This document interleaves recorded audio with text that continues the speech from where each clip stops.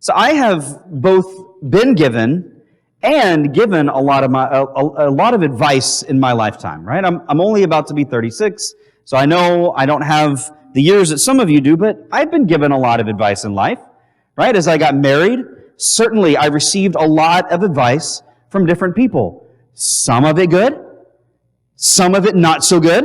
Some of you could probably remember back to that moment in your life as well. As I was having children, again, lots of advice was given to me.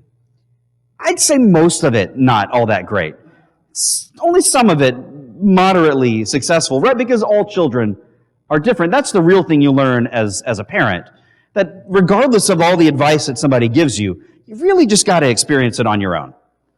Right? You got to go through that trial and tribulation day after day after painstaking day to understand what it means to be a parent. As I've gotten older, I understand wisdom, I understand advice differently. I've always enjoyed listening to people. I've always enjoyed sitting down with a friend, who's going through a problem and hearing from them what's going on in their life. That's just always been something, not because I like to laugh or scoff at that person, but because I truly enjoy hearing what's happening in somebody's life. But as I've gotten older, I've learned to hold back my just desire to tell them, well, here's what you should do, right? My desire to give advice has been tampered with my age and experience. And I believe that's so because the older I've gotten, the more I understand, the more I've come to know that life is really complicated. And the situations that people experience are very nuanced, very different from the way that I might experience them. And so the most important thing to do when giving advice is to listen, is to truly try to understand what that person's going through and all the different facets that they're experiencing so that you can give good advice and not the easy, simple, short, pithy sayings that we like to give a lot of the time. Because those really aren't so helpful when you think about them. And as I was a youth minister, obviously I experienced a lot of times to give advice to teenagers. And again, if you've ever dealt with teenagers, whatever capacity, you know that they need a lot of advice, right? Of every generation, teenagers just need advice. And one of the worst things, so the first piece of advice I would typically give a student as they came into my office to talk with me was quit listening to your friends. Right? Because the last thing a 16-year-old needs is another 16-year-old telling them how they ought to navigate their life. Right? I mean, we all know that to be true. But they need to hear it. They don't need the wisdom of their friends. They need the wisdom of people who have lived more years than they have, who have experienced different things in life than they have. Again, if you read the story of Rehoboam, that directly applies to him. We're going to see how that happens here in a moment. See, Rehoboam didn't understand that. He didn't understand what he truly needed. And he refused to see the situation that he was going through from the eyes of the people who were crying out to him for relief. Okay? So let's read from 1 Kings chapter 12 here. And then we'll dive into this story. The word of the Lord. Rehoboam went to Shechem, where all Israel had gathered to make him king. When Jeroboam, son of Nebat, heard of this, he returned from Egypt, for he had fled to Egypt to escape from King Salomon. The leaders of Israel summoned him, and Jeroboam and the whole assembly of Israel went to speak with Rehoboam. Your father was a hard master, they said. Lighten the harsh labor demands and heavy taxes that your father imposed on us. Then we will be your loyal subjects. Rehoboam replied, Give me 3 days to think this over, then come back for my answer. So the people went away. Then King Rehoboam discussed the matter with the older men who had counseled his father Solomon. What is your advice? He asked. How should I answer these people?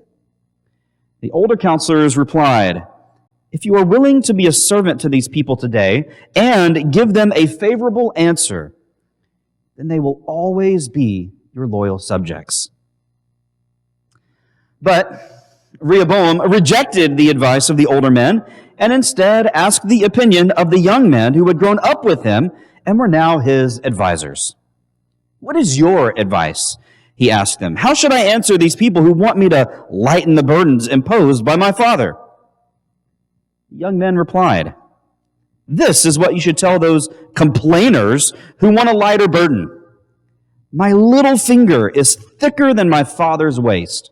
Yes, my father laid heavy burdens on you, but I'm going to make them even heavier. My father beat you with whips, but I will beat you with scorpions." 3 days later, Jeroboam and all the people returned to hear Rehoboam's decision, just as the king had ordered.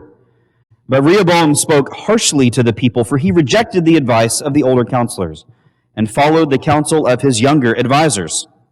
He told the people, "My father laid heavy burdens on you, but I'm going to make them even heavier.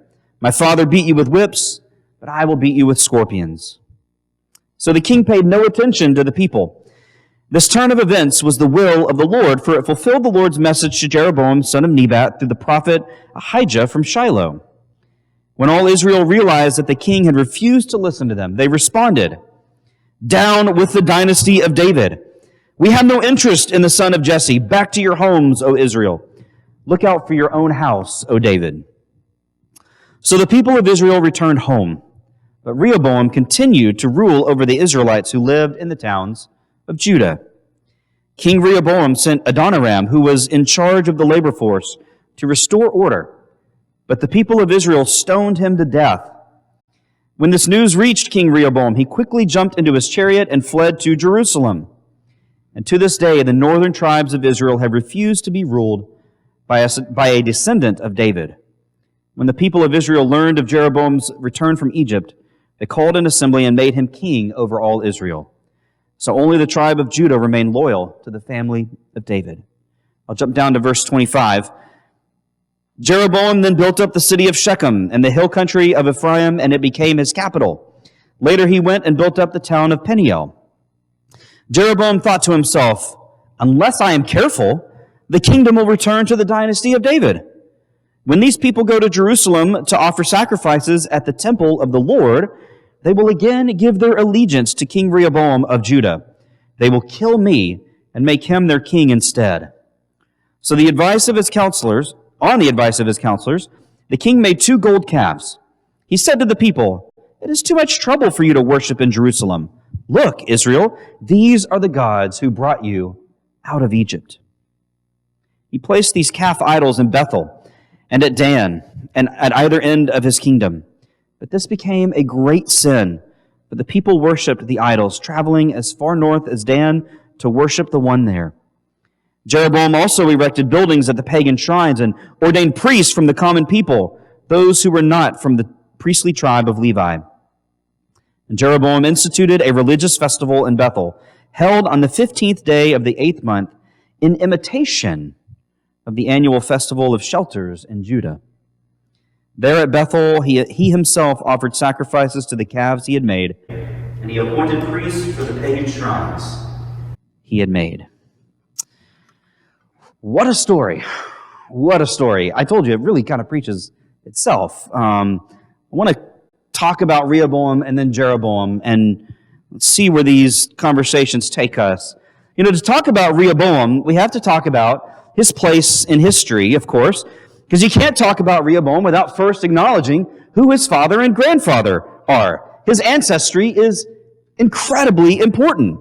We talked about David last week in our sermon a little bit, at least one portion of his story, and what he did last week in uniting the kingdom, right?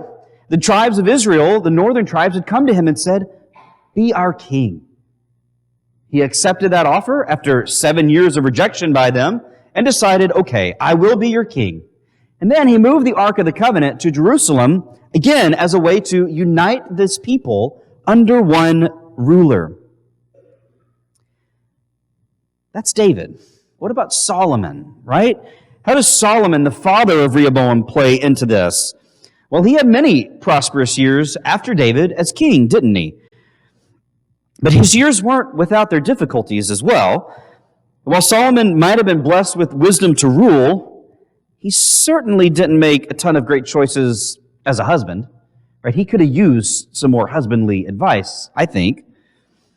And sometimes he didn't make great choices as a ruler either.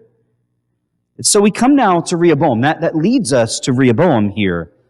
Should it really be so surprising that he follows in the footsteps of his father and grandfather? I mean, we saw this play out with Abraham and Isaac and Jacob as well, where one after the other followed in the footsteps of their father and made the same sorts of mistakes that they did. Rehoboam's failure at this juncture doesn't just divide the kingdom once again, the very thing that David did that we talked about last week.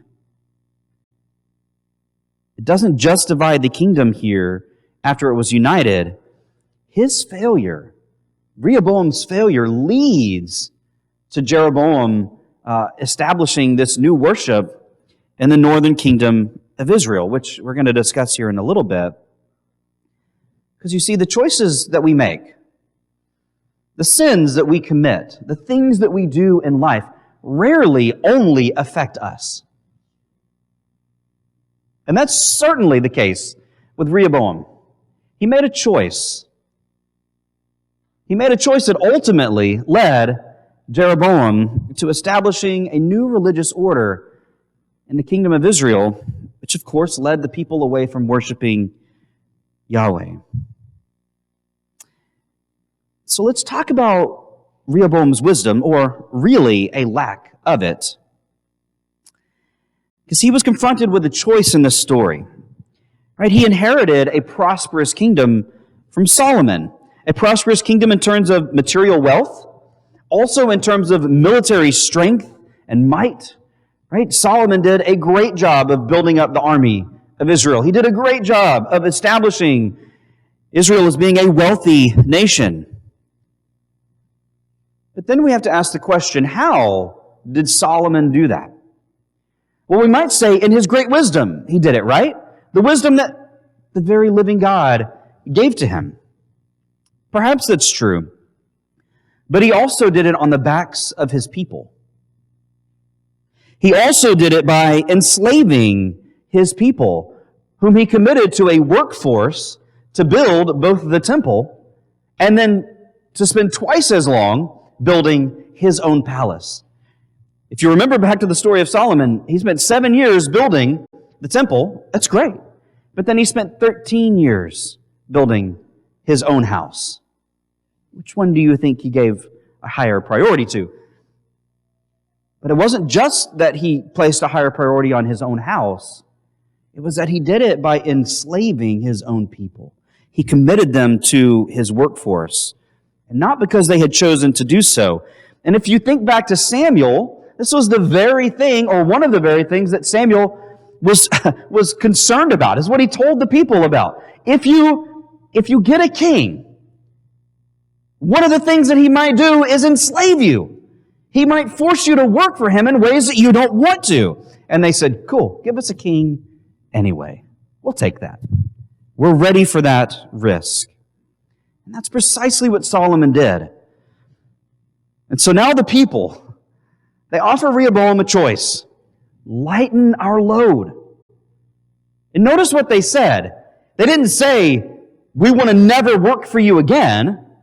They said, lighten our load. Just make it easier on us. If you will, give us a little more time off. The 1 week a year that you give us isn't enough. Can you give us 2? Lighten our load. Or it's not going to go well for you.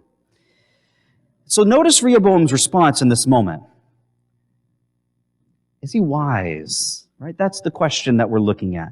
Is he wise in what he does? Well, how does he respond initially? Give me some time to think about it. I would say that's actually pretty wise, right? I mean, typically, when you make a rash decision right off the bat, it tends to not go so well. It's intelligent. It's smart. It's smart in business. It's smart as a family. It's smart in all areas of our life to slow down and go, okay, I need to think through that one before I give a response, right? Give me some time to think about it. So he asks for 3 days. The people say, great. They're probably elated at this point, right? This could only go well for us. He's going to spend 3 days thinking about how he's overburdened us, and this is going to go our way. And then Rehoboam does something else. He consulted with some people. Again, a wise choice. That's a good thing. He wanted some time, and then he said, you know what? I should talk to some other people about this. Maybe they have something to add to the conversation. Again, that's wisdom. So he called on the people who served Solomon directly. No doubt, these are probably some of the same people who were instrumental in helping Solomon craft some of the things that he did for this nation. Right? In other words, they had experience. They had gone through these sorts of things before. That's precisely the kind of people you would want somebody to seek out and ask advice from. So what did they counsel? They counseled Rehoboam, lighten the load. Listen to the people, and they will follow you. They foresaw that if he lightened the load, and they would cling to Rehoboam and his generosity. I wonder if they counseled Solomon the same thing as he was putting these heavy burdens on the people, and if Solomon just wasn't listening to them. I don't know, it's speculation, but I wonder. Whatever the case, Rehoboam wasn't satisfied with their answer. No. That's not what I want. So what does he do? He calls in his friends. He made the classic leader mistake of calling in those people with whom he already knew they would agree with his response.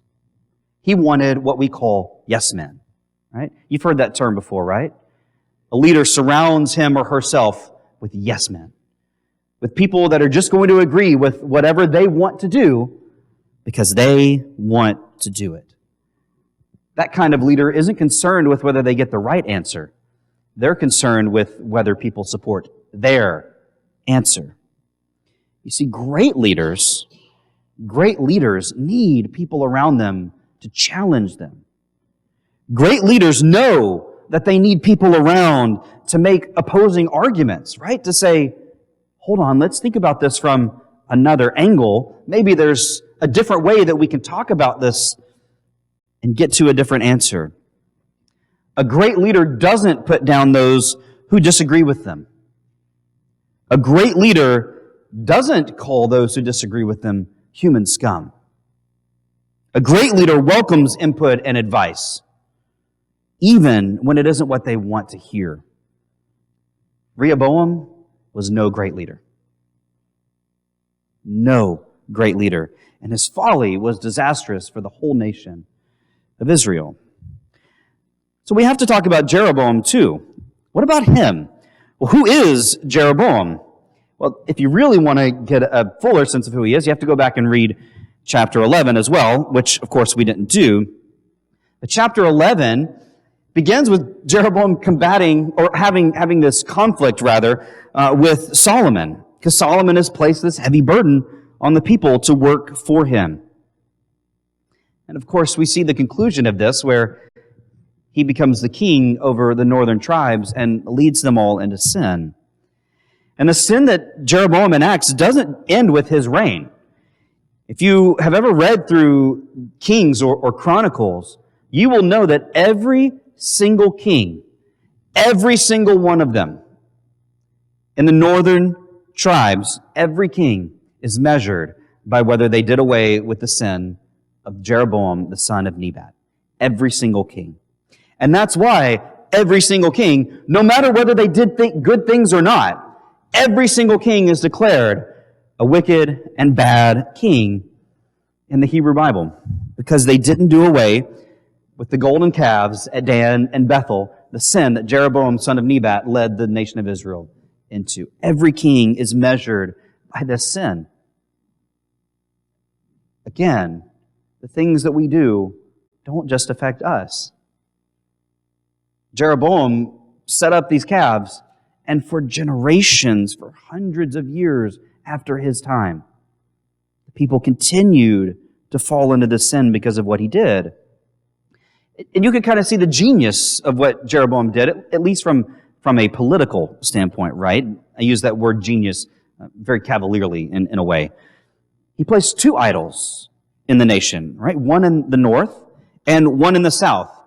What if he had only placed one in the northern half of his kingdom? Well, the people might have been pressured then to go back to Jerusalem, right? To worship there once more. He couldn't have that, because if he did that, then the people might realize, hey, it's better here. What's going on? I don't want to go back to the northern kingdom. I want to stay right here in Jerusalem. Well, what if he had only placed one in the south? The northern kingdoms could have been led in a different direction. So the genius that he has here about uniting his own kingdom, of course, it's really kind of a cynical sort of genius, right? Jeroboam went a step further, even than that, though. Did you notice what it says here about him actually instituting a feast to replace the Feast of Booths? The Feast of Shelters? There are lots of ways that it's called. There are lots of translations for it. But it was that feast that it was that call to the people to remind them, hey, when you came up out of Egypt, you had no permanent homes. And so once a year, they build these temporary structures, and they literally live inside of them for a week. That's what it was calling them back to. And so Jeroboam said, well, I can't have that. If the people remember to do that, then maybe they're going to start worshiping God again. I can't have that, because then they might turn against me.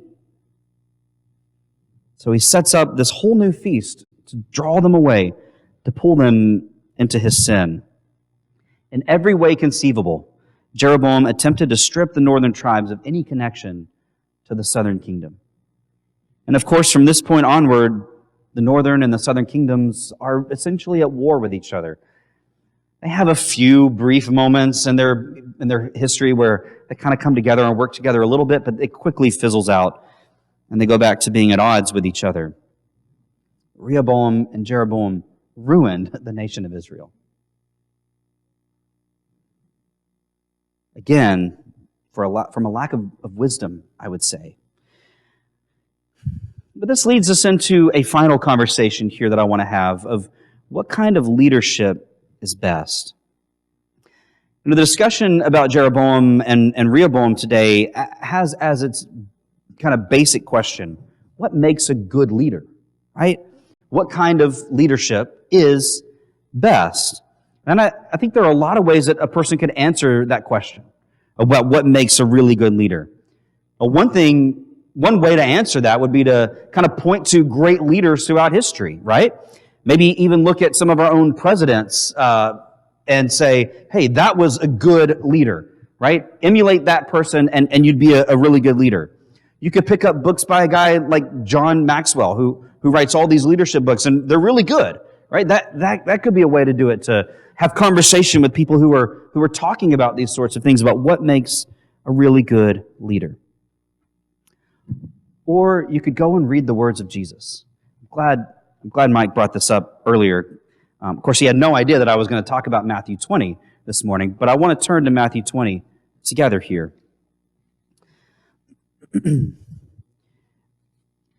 I mentioned this last week, only briefly, because I really wanted to talk about it in more depth this morning. What makes a great leader? Right, that's the question I want you to keep at the forefront of your mind right now as we read from Matthew 20, beginning in verse 20. The mother of James and John, the sons of Zebedee, came to Jesus with her sons. She knelt respectfully to ask a favor. "What is your request?" Jesus asked. She replied, "In your kingdom, please let my 2 sons sit in places of honor next to you, one on your right and the other on your left." Jesus answered by saying to them, "You don't know what you are asking. Are you able to drink from the bitter cup of suffering I am about to drink?" "Oh, yes," they replied, "we are able." Jesus told them, "You will indeed drink from my bitter cup, but I have no right to say, who will sit on my right or on my left. My Father has prepared those places for the ones He has chosen."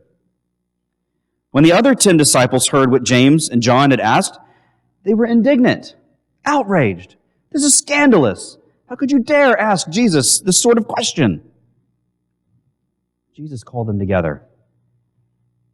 "You know that the rulers in this world," I want you to listen to this and tell me if the description that Jesus is giving isn't as true now as it ever has been.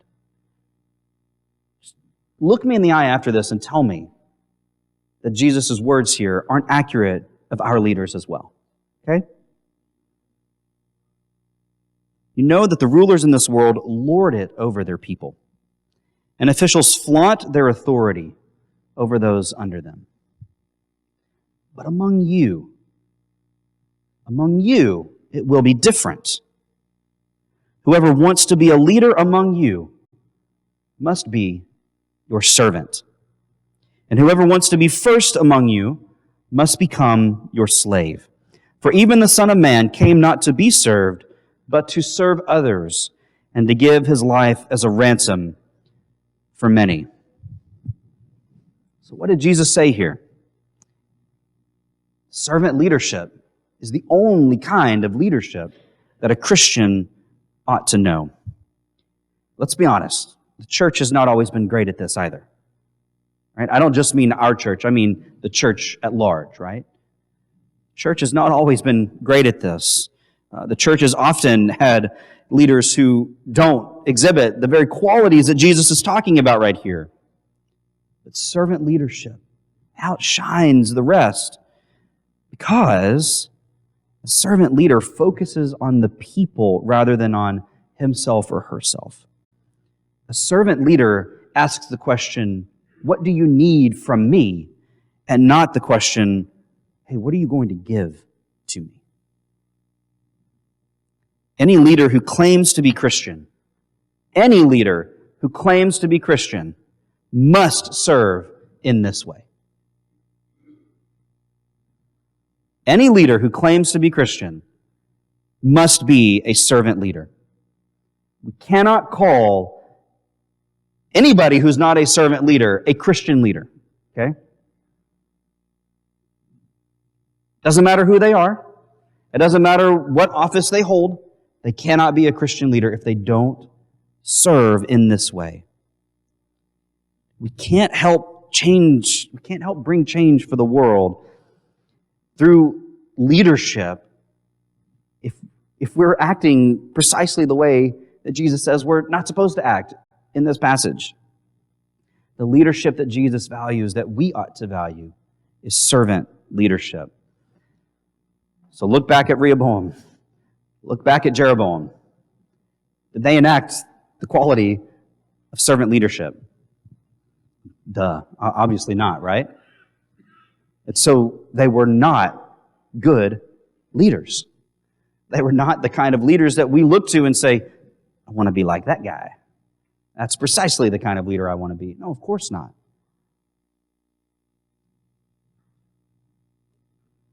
So to conclude, a couple of things to take away from today.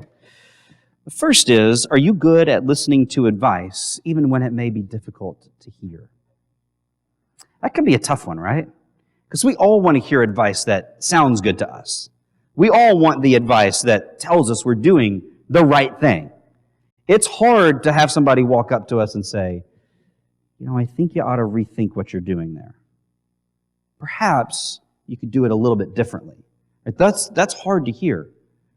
Maybe that's exactly what we need to hear to improve, to get better, to continue to change and be who we need to be. So are you good at listening to advice even when it's difficult? And then the final thing, as Christians, and understand this question begins in that way, as Christians, right? As Christians, how are we examining and selecting leaders? We focused on the right character traits. I say that, or I ask that as Christians, not as Americans, not as white people, not as black people, not as not as Connecticans, Connecticutites. What do we call ourselves? How do we? That doesn't make any sense. People who live in Connecticut? Nutmeggers? Yeah, that's weird. I don't want to say it that way. As Christians, are we selecting our leaders based on the qualities that Jesus himself says we ought to be?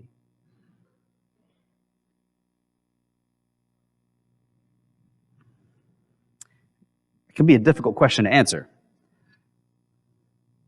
but it's an important one. Because as Christians, if we support leaders who don't exhibit the qualities that Jesus is talking about, if we support people who actually display the opposite, who do lord it over others, who behave in the very ways that Jesus says, that's how they behave, not how we behave. What message do we send as Christians by supporting those leaders? I can tell you, it's not a good one.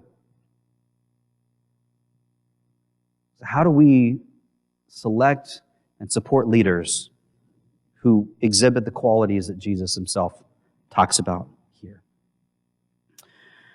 I told you there was something to learn from Rehoboam. It may not have been the thing that you even thought, but these are important lessons for us to hear about wisdom and about leadership and what that looks like. So this week, how do we go about being the people that God wants us to be? What does it look like to take these lessons from Rehoboam and Jeroboam and put them into our lives? That's what you have to answer. I can't answer that question for you. But this morning, as we conclude, I want you to begin thinking about that so that when you do leave, you take something from this. We're going to have a time here where we're going to stand and sing in just a moment, where you can come forward with any needs that you have, a prayer request, a thanksgiving to God, whatever it is, we want to hear that from you so that we can help you and support you through whatever you're going through. So if you have any need, come this morning as we stand and as we sing.